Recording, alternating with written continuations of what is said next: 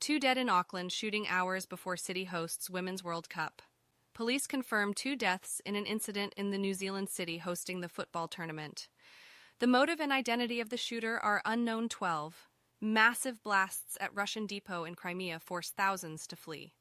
Explosions at a military base near the city of Simferopol injure at least 30 people and damage nearby buildings.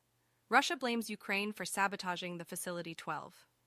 Xi says China will follow its own carbon reduction path as U.S. climate envoy Kerry meets top officials in Beijing. The Chinese president tells his U.S. counterpart that China will not accept double standards on climate issues. As the two countries seek to cooperate on tackling global warming too, Putin cut deal with Wagner to save his skin, MI6 chief says in rare speech.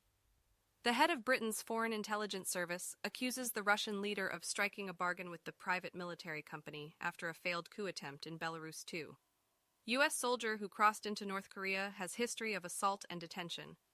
The American serviceman who is believed to be detained by Pyongyang after willfully crossing the border from South Korea had previously been arrested for assaulting a taxi driver and spent time in a psychiatric hospital too. Tunisia's president is accused of racism and dictatorship.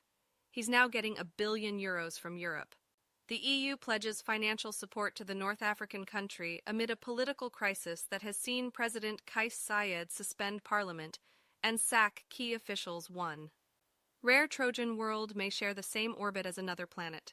Astronomers discover a potential exoplanet that orbits its star at the same distance and speed as another planet, creating a stable configuration that has never been seen before too.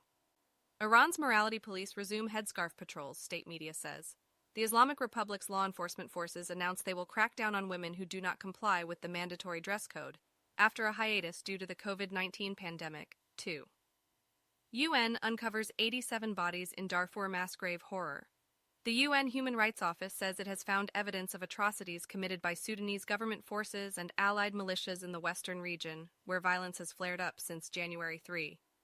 Content is the new crude oil. Africa's multi-billion-dollar creative industry takes center stage at Africa Walk 2023. The continent's first ever festival of creativity